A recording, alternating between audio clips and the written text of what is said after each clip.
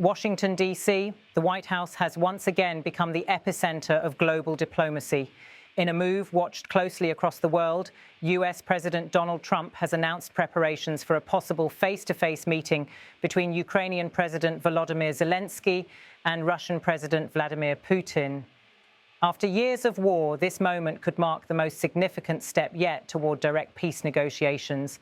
Following a high-stakes Ukraine summit, Trump emerged flanked by European leaders, among them German Chancellor Friedrich Merz, European Commission President Ursula von der Leyen, NATO Secretary-General Mark Rutte, British Prime Minister Keir Starmer, and French President Emmanuel Macron.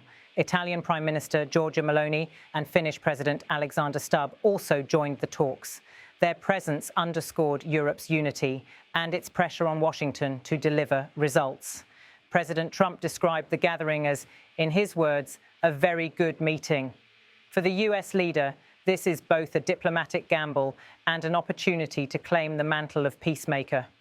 With his attention fixed on a possible Zelensky-Putin encounter, Trump revealed that groundwork has already begun for what could be a breakthrough in the grinding conflict.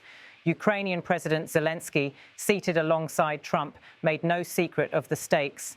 For Kyiv, such a meeting could be decisive, a chance to confront Russia directly while keeping American and European support firmly behind Ukraine's position. There was a break. During that time, the American president spoke with the Russian president and agreed that there would be a meeting between the Russian president and the Ukrainian president within the next 2 weeks. This meeting is to take place at a location that has yet to be agreed upon. President Trump has agreed to invite another three-way meeting afterward so that negotiations can now truly begin. With those words, Chancellor Merz confirmed what had until now been speculation. Not only is Putin prepared to sit down with Zelensky, but Trump himself is arranging the encounter, followed by a broader trilateral negotiation. From Moscow, the Kremlin has remained guarded, yet sources indicate that Putin is indeed ready.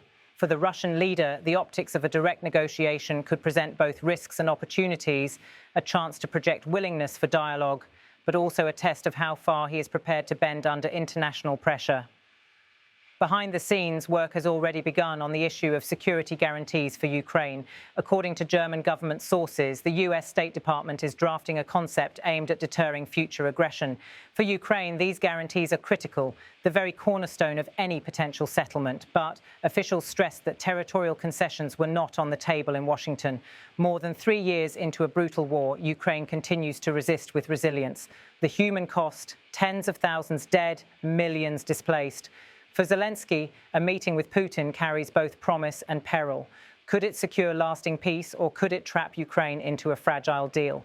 These are the questions weighing on Kyiv and its allies. European leaders left Washington cautiously optimistic. Ursula von der Leyen emphasized unity behind Ukraine. NATO's Mark Rutte pointed to the necessity of collective security.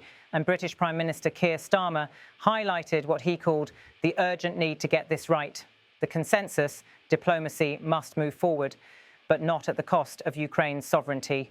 For Trump, this diplomatic choreography could define his foreign policy legacy. His decision to personally broker the Zelensky-Putin meeting signals a bold bet that only direct dialogue can end a war that has shaken Europe and tested NATO like no crisis in decades. Preparations are now underway. Within weeks, the world could witness Zelensky and Putin face to face, a moment that may alter the course of history. Until then, Washington's corridors of power remain abuzz with one central question: will diplomacy finally prevail, or will the war continue to rage on